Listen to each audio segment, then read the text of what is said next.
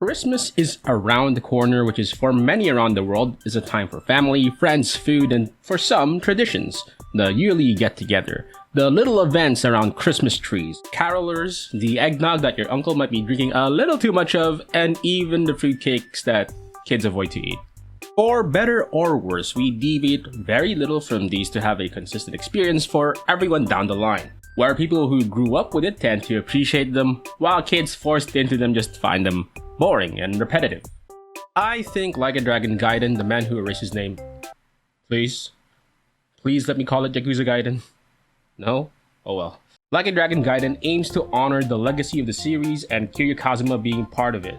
He is, after all, the legendary characters of this IP. On top of that, this is the first full-fledged game that's being made by a new team within RGG Studios. While Ishin was a title that came before it, that was a remake. So Yakuza Gaiden would be their first game they're building from the ground up. But maybe from the ground up is an overstatement. Much of Gaiden's side content are very much the same as you get from older games. There are unique scenarios to play through in the new game mode, but I don't know if I'd call them a lot. Does it really hold up to be considered a mainline title if the package isn't, well, packed? I'd say yes, the game is a little thin on the content, but I think there's enough here to consider it to be a game of its own. But I still wish it has more. To find out more about what I'm thinking here, do stick around. We are gonna pick up the game after Kiryu had supposedly died and disappeared from the public eye, where he now serves as the Black Ops faction within the government, known as Daidoji, under a new alias of Joryu, which is fooling nobody.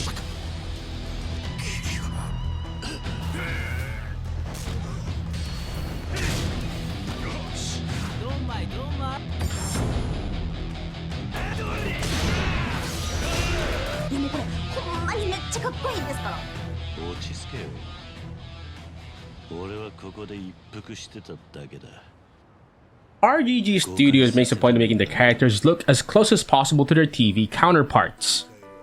You can see the facial detail improved significantly, and this shows even in the quality of their clothes and the rest of their respective models. It makes it easy to match even the slightest change in their tone through the expressions of their face, which is fine and dandy. You see it pretty impressive, it's really nice, and then there's the rest of the game. RGG's engine is known to reproduce the flashy lights and the displays of the seedier underbellies of the metropolis. It still does that to a degree, but you start seeing the real age of this once you put the new models with Kiryu and company into it. Imagine making a diorama for yourself and continually using that diorama with maybe some little retouches once in a while. I mean, the real focus here are the model kits, right? And technically this should work, but the difference in quality is quite apparent already. Like, some textures feel like they were maybe updated but not upgraded. They were higher resolution, but they don't really produce a texture that should be on PS5 level, if you ask me. Some walls look way too clean and flawless, the floors are much too consistent, and sometimes the lights and shadows don't quite match. While these are not game-breaking, they do take you out of the experience once you see them. I definitely think that the game can look better if they improve the texture quality and some lighting, because the illusion is seriously starting to break. However, the audio dimension is rather on par. Voice acting keeps itself in high quality, largely thanks to the seasoned actors performing as they usually do. I can't really comment on the English dub quality as the dub isn't present yet at the time of this writing.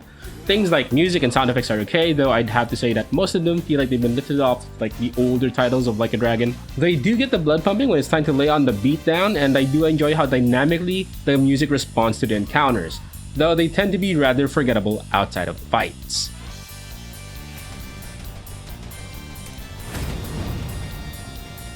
Like a Dragon Gaiden, the man who erased his name continues its tradition of having access to multiple fighting styles. The Yakuza brawler style is designed to dish out huge damage in singular strikes, which is contrasted by the evasive Daidoji style filled with quick strikes and with some James Bond gadgets thrown in for good measure. While the Yakuza style gets things done, it's pretty fun to clown around with the spider silk and toss goons around like ping pong balls around the area. Though, to be honest, this was the only gadget that was rather fun to use. The drones, the cigarette bombs, and even the rocket shoes that sound pretty funny on paper are simply not as easy to use or as effective in clearing out goons. Being unable to target your abilities properly is a huge problem and becomes difficult to integrate your usual punches and kicks. This title does try to make the combat feel more responsive by giving you the ability to recover from getting flinched or staggered, though it's still hard to decipher when I can actually cancel my attacks into dodges or not. The rules whether or not you can successfully block or dodge an attack while in the middle of doing light attacks is rather frustrating since it's unclear. Animation for attacks aren't universal either, which does make it nicer to watch and experience but makes it difficult to learn how to fight the encounters properly since the timings for them don't necessarily match and seem pretty loose on implementation. There are attacks that connect before they hit, and there are attacks that seem to still hit even after they swing. They also simplified how to get your character upgrades and unlocks, where all you really need are money and Akame points to have them. Akame points, by the way, is something you gain through the Akame network, which is Gaiden's way of streamlining how you interact with the game's content, and more on that in a bit.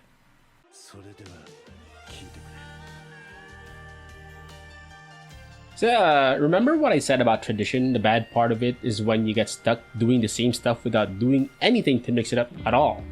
Unfortunately, this is the story for Gaiden's side content and minigames.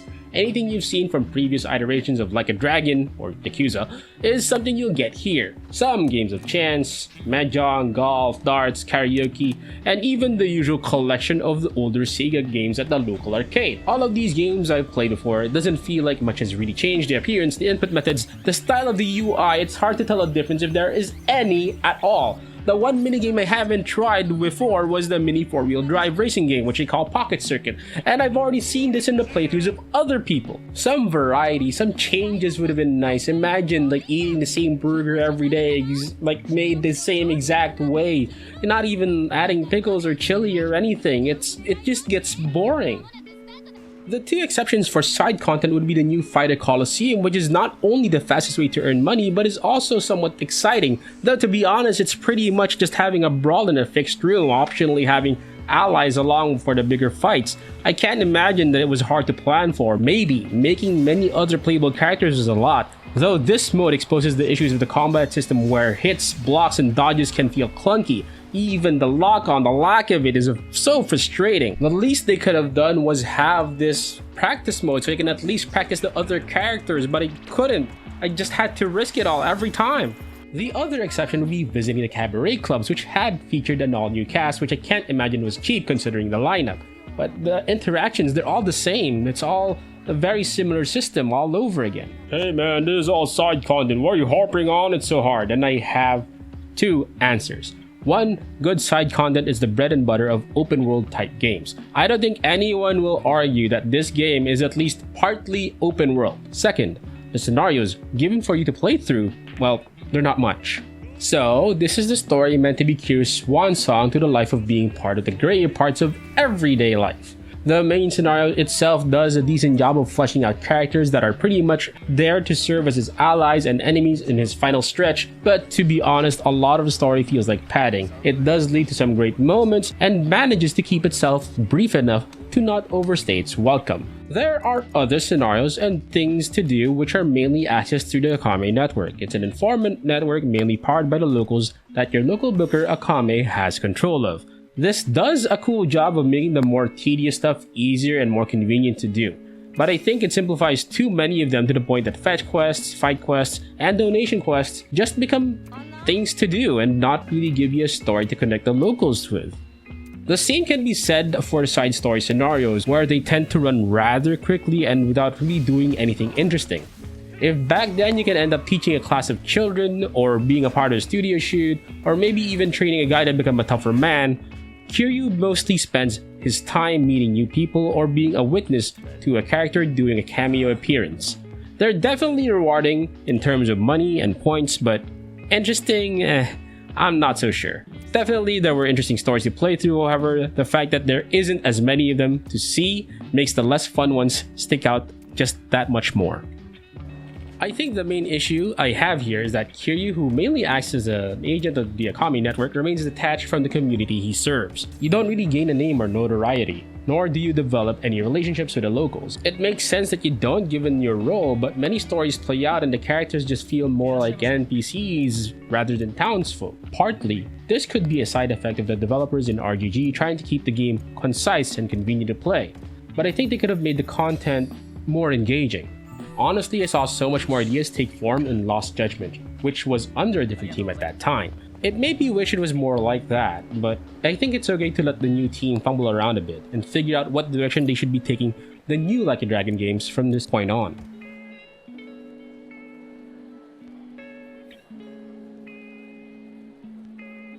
Okay, the feature section is going to be short because the features here don't deviate much from how I know Like a Dragon does it.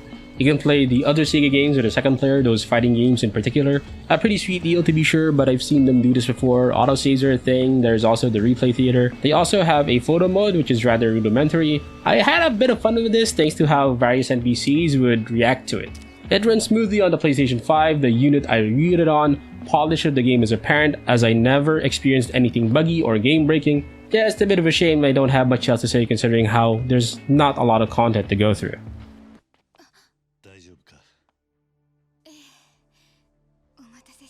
There's a point where you honor tradition by respecting what it stands for, what it represents, and doing what you can to deliver that or do that tradition in its best possible form. Then there's being so fearful of a tradition that you dare not try to innovate on what's already there, thinking it's the best way to honor the original, but honestly this can easily be mistaken for complacency. Is it because RGG was so set in their ways or believed that this was the best way to give a beloved character their send-off? Or is it because they're also working on Like a Dragon Infinite Wealth, where they decided to just phone it in, let up with the usual stuff, sprinkle some new scenarios and call it a day? There's so many things to be factored in, and I think only RGG Studios can give us an honest answer, but I can't help but think that this is a barely passing game within the Yakuza universe. But it's not like they didn't try to do anything with the IP. This is probably the best paced title I have played through all of their games. Even though I hold Lost Judgment in high regard, I have to admit that it was quite painful going through the many text prompts of trying to teach me how to play the game.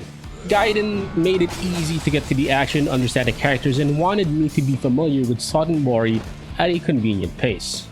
This is a well-functioning game that can be rewarding for those who are still new to the series. It won't overwhelm you too much with anything complex, and tries to smoothen out the experience of going from task to task without having to go through the lots of tedious menus and confirm presses. I honestly believe though that RGG really has to reconsider how they're building their environments. I think they need to update its technology to be able to come up with a more consistent game and not be bogged down by legacy functions that are rigidly built into the engine that they have in use. Well, that appears to be the case for the upcoming game next year, Infinite Wealth, as it's not only functioning as a different genre, but will be making use of a completely different setting as well. So for Gaiden, can I recommend it? Well, it's an easy pickup for newcomers, but it might be a bit harder to sell to more seasoned fans because honestly, this feels like a game you've already played. Like a Dragon Gaiden, the man who erased his name, feels like it pulls its punches, and scores a 3.5 out of 5. Available on everywhere bar the Switch. Alright guys, that's a review. Thank you for watching. I am gonna go jump to Persona 5 Tactica like right after this video, but before that other video comes out, we have other reviews, we have other content. Do visit RayMaruFiles.com. We're also on Facebook, Instagram, Twitter. I'm not sure what else. I think we might have a TikTok. I hope we don't. But anyway, that's it for now. Till next time.